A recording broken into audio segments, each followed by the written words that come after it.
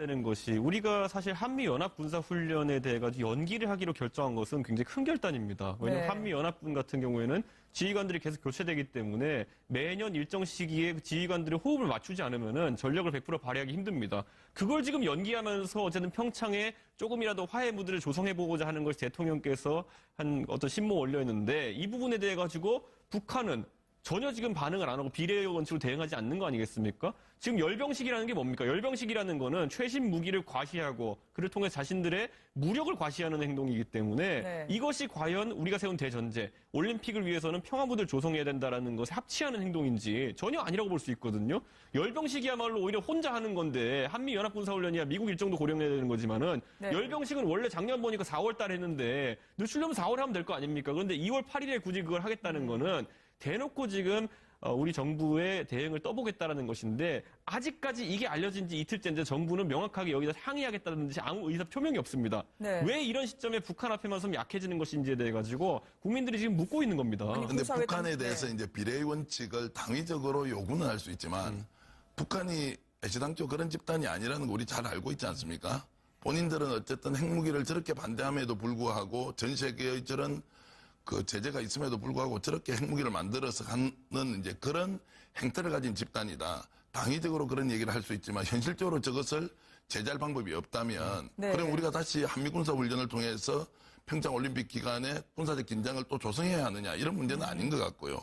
어쨌든 저들은 저들대로 움직이는 것이고 이 상황에서 대한민국 정부는 어떻게 지혜롭게 대처를 하면서 올림픽을 성공적으로 마치고 또 그 뒤에 남북 교류를 통해서 어떻게 하면 저들이 최종적으로 북핵을 포기할 수 있도록 우리가 잘 안내할 것이냐. 이제 이런 부분은 나름대로 기분이 상하긴 하지만 우리는 인내를 가지고 접근할 수밖에 없는 상황이다. 이런 말씀 좀 드리겠습니다. 이 평창을 계기로 북한이 오히려 절호의 홍보 계기를 잡은 것 같아요. 우리 측은 당장 별도의 군사회담을 열지 않겠다는 취지로요. 서서히 늦추고 또 아까 말씀하신 것처럼 우리나라로 들어오는 핵 잠수함까지 굳이 해빙 분위기 방해할 필요 있겠습니까? 완곡하게 거절한 것으로 전해지고 있습니다.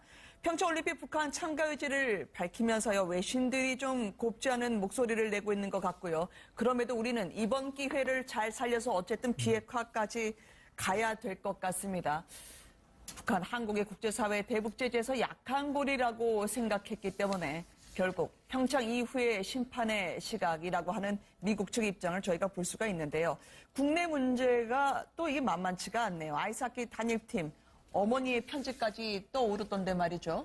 그러니까 사실 이제 정부 측에서 처음에 별로 이런 반응을 예상하지 못했던 것 같아요. 당연히 뭐 나란 일이니까 뭐 협조해주겠지 뭐 이 정도의 생각까지 접근했다면은 그건 지금 올림픽 정신과 더불어서 이 종목을 준비하기 위해 가지고 수년간 고생했던 선수들의 노력에 대해 가지고 너무 감수성이 약했던 겁니다. 그래서 이번에 총리께서 물론 뭐 발언에 대해 가지고 사과하시긴 하셨지만은 그런 인식 자체가 선수들에게 전달됐을 때 지금 선수들과 잘 얘기해가지고 그때 선수촌 갔을 때 뭐 정리되었다는 취지로 얘기했지만은 그거야 이 어머니들이 증언하는 걸 보면은 아니 대통령이 가가지고 이렇게 하자는데 면전에서 그걸 안 된다고 할 선수가 어디 있겠느냐. 다들 뭔가 좀 불만이 있겠지만 눌러 앉힌 거다라고 이제 이야기를 한 건데 지금에 와서라도 저는 이제 얘기해봐야 될 게 이 시점에서 우리 팀 감독 같은 경우 외국인이죠. 외국분인데 그분도 말이 안 된다고 얘기를 한번 했고요. 그다음에 부모들 같은 경우도 불쾌한 심정을 감추지 못하고 있고 선수들 같은 경우에도 이런 심정을 감추고 있는데 과연 누구를 위해 가지고 이런 행동을 하는 것이냐.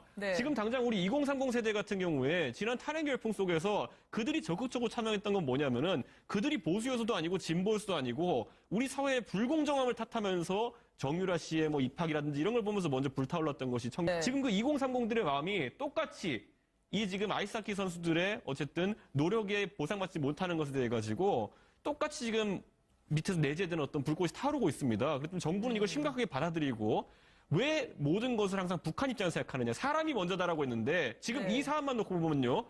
대북 화해 또는 북한이 먼저다라는 원칙을 갖고 접근하는 것 같은데 저는 항상 사람이 먼저다라는 원칙을 갖고 일에 접근했으면 좋겠습니다. 남북 단일팀에 대해서 의외로 이 문 대통령 그리고 문재인 정부의 지지를 적극적으로 해줬던 2030이 낙하산 보는 것 같다. 또 의외의 냉담한 반응들이 여론조사에서 이렇게 저렇게 표시가 되고 있습니다. 그러니까 국가의 문제와 개인의 권리 문제가 충돌할 때 우리 젊은이들은 어떤 선택을 하느냐, 이제 이런 것들을 저는 대표적으로 보여준 사례라고 생각하는데요. 과거에 우리가 국가 또는 애국심이라고 얘기하면 일단 개인이 어떤 희생을 하더라도 우선적으로 국가를 위해서 애국심을 발휘해야 한다. 이렇게 네. 됐지 않습니까? 과거에 우리가 탁구 같은 경우에 남북 단일팀 구성할 때 아무런 이의 제기 없이 오히려 선수가 참여를 하지 못하지만 그것은 국가를 위해서 어쩔 수 없는 나의 희생 또는 헌신이라고 했지만 세상이 이제 그만큼 바뀐 것이고요. 또 국익과 개인의 권리가 충돌할 때는 우리 국민들도 야 반드시 그 국익 중심으로 간다는 그것도 네. 개인의 권리를 희생시켜서는 안 된다 이런 것들을 이제 보여줬기 때문에 특히 20, 30대가 지금 비트코인 문제나 또는 이번에 그 선수로 참여하지 못하는 개인에 대한 그 안타까움을 표시하는 것은 감정적으로는 대통령에 대한 호의를 가지고 있고 적극적인 지지를 보이지만 그것이 개인의 권한의 침해 또는 자신의 이익과 관련된 부분에 침해가 올 때는 언제라도 돌아설 수 있다. 그러면 문재인 정부나 총리는 이번 네. 이 사안을 통해서 과연 우리는 기성의 논리나 기성세대의 관점으로 젊은이들을 일방적으로 우리가 네. 재단하고 있었던 것은 아니냐. 이제 이런 부분에서는 사실 중요한 반성의 대목이 있다 이렇게 저는 봅니다. 저는 네. 그리고 이제 대북 이벤트라는 것들을 살펴봤을 때 이 남북 단일팀이라는 것이 만약 우리가 경험해보지 못한 지점이라면은 이에 대한 연쇄 효과를 기대해 볼 수 있는 부분이 있습니다. 근데 과거에도 남북 단일팀 몇 번 해봤는데 그 다음에 어차피 북한이 미사일 한 번 쏘면 끝이라는 겁니다. 그러니까 영속적인 효과가 없는 이런 정치적 이벤트를 위해 가지고 희생을 해야 되느냐에 대해 가지고 청년들이 공감하지 못하고 있는 겁니다. 네. 과거에도 보면 남북 정상회담 같은 경우에도 김정일 대통령께서 하실 때는 상당한 기대감을 갖고 했지만은 노무현 대통령 하실 때는 그에 비해서는 좀 관심이 적었거든요. 왜냐면 네. 했더니만 별거 없다 이렇게 되는 거거든요. 그렇기 때문에 이번에도 정부가 단일팀에 너무 목매는 모습보다는 네. 좀 더 항속적이고 영구적인 성과를 얻기 위해서 노력해야 될 것 같습니다. 네. 어쨌든 지금은 잠깐 양보를 하는 모양새를 하더라도 얻을 걸 위해서 명분을 축적하겠다라는 그런 협상 전략이 있을지요. 정부가 지금 그런데 현장으로 장관들이 총출동을 하고 있습니다. 최저임금 대책뿐만 아니라요, 일자리 기금까지 장하성 청와대 정책실장이 신림동을 찾아서 소상공인들을 만나 했던 이야기, 그 현장 모습이 촬영이 됐는데요. 잠깐 보시겠습니다.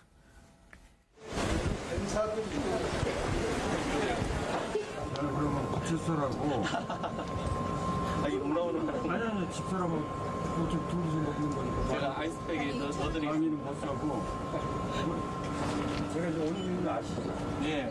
그러려면 저는 뭐 창업할 때부터 한 1번 중으로 서가지고 저희 입장에서는 나라에서 지원을 해주면 우리나라가 이제 임금이 낮은 네. 다른 나라에 비해서 이게 저소득층 노동자들이 어려우니까 근데 이제 그걸 올리다 보니까 그러면 그 임금을 줘야 되는 소상공인들 입장에서는 자기 부담으로 돌아오니까 그러면 저소득 노동자 돕자 그러면서 저소득 자영업자 소주머니 터는 일을 해서는 안 될 거 아닙니까? 맞습니다. 충분히 그렇죠. 이 최저임금 홍보하려다가 진땀을 흘렸던 모습이 이래저래 포착이 됐습니다. 그런데 말이죠. 워낙 이분이 만담가로 불린다고 하더라고요. 청와대 내에선 말이죠. 분식집에서는 능력 발휘가 좀 쉽지 않으셨을 수도 있을 것 같아요. 실제로 이 분식 종업원과 대화를 하는 데 있어가지고 원래는 이제 장하성 실장이 생각했던 구도는 종업원들은 좀 좋아하고 사장님들은 좀 그래도 좀 어려워하는 이런 상황을 기대했을 것 같은데 네. 오히려 생각과 좀 반대가 현장의 분위기가 나온 겁니다. 예를 들어 종업원분들이 하신 말씀이 아니 사장도 장사가 잘 돼야지 우리도 임금이 오르는 게 기분 좋게 오르는 거다 이런 네. 취지로 이야기하고 그리고 장사가 안 돼서 문 닫은 사람 많은데 지금 이런 식으로 성급하게 추진하면 되느냐라는 비판을 받으니까 장 실장이 얼마나 경제에 도통한 분입니까? 하지만 현장의 반응이 본인이 예측했던 것, 정책적으로 예측했던 것 너무 다르게 나오니까 일시적으로 뭐 이런 표현이지만 약간 충격을 받은 상태였다라고 볼 수 있을 것 같습니다. 현장 점검 나가기 전에 좀 잘 좀 부탁합니다. 아마 미리 이제 땅을 다지는 작업도 일선에 공무원분들이 하셨던 모양인데 왜 그랬을까요? 저는 예방주사 잘 맞았다고 생각하고요. 네. 예, 정책이 아무리 옳은 방향으로 가고 있다고 하더라도 그것이 현실에 적용될 때 부작용이 생기고 또 그것이 이해 당사자들한테 더 많은 아픔을 주고 있다면 뭐 그것을 굳이 피하면서 홍보용으로 잘해줬으면 좋겠습니다. 네, 알겠습니다. 이런 방식의 답변보다는 현장에 나가서 저런 것을 직접 경험하면서 정책을 다시 만들 때는 매우 좀 신중해야 되겠다. 이런 느낌을 받는 게 저는 좋다고 생각하고요. 네. 사실 그만큼 지금 우리 최저임금 문제와 관련해서는 논란이 많이 있고요. 또 그 정책의 방향에 대해서는 옳다고들 다들 또 생각하는 사람이 많지만 그것이 그만큼 어렵다는 것을 일단 아는 것만으로 네. 앞으로 최저임금 정책뿐만 아니라 여러 가지 우리 경제 현안들이 있지 않습니까? 이제 이런 부분에도 일부러 숨기면서 홍보 효과를 극대화시키는 것보다는 있는 그대로를 드러내면서 국민들한테 이런 상황들을 살피고 토론하고 또 답을 찾기 위해서 노력하고 있다. 이런 것들을 적극적으로 하는 것이 현장성이 강화된 네. 장하성 실장의 역할이 아니냐 저는 그렇게 봅니다. 저는 그런데 네. 이번에 김동연 부총리께서는 여기에서 약간 궤가 다른 이야기를 하셨던 게 뭐냐면은 물가 인상을 감내해야 된다는 취지로 이야기하셨어요. 그러니까 이 부분은 소비자들이 감내해야 될 부분도 있다라는 취지로 말씀하셨는데 네. 이건 상당히 위험한 지점인 게 뭐냐면은 결국에는 임금 인상을 통해 소득주도 성장하겠다는 건데 가처분 소득이 늘었다 하더라도 물가가 상승하면은 예를 들어 지금 15% 가까이 지금 임금이 올랐지만은 네. 예를 들어 물가가 지금 소비자 물가가 많이 오르게 되면은 그 효과가 상쇄되는 것이거든요. 그렇기 때문에 그런 부분에 있어가지고 정부에서도 지난번에 가상화폐 관련해가지고 조율되지 않은 메시지들이 나가가지고 혼란을 부추겼던 것처럼 이번에도 보면은 김동연 부총리 최근에 그 물가 얘기하셨지만은 그전엔 또 임대료를 또 억제하겠다는 얘기도 하셨어요. 그전엔 또 프랜차이즈 비용을 억제하겠다는 얘기를 했어요. 근데 이것들이 말만 나오고 구체화되지 않고 이렇게 흘러가는 것들에 대해 가지고 정책 혼선이 꽤 심합니다, 지금. 완벽한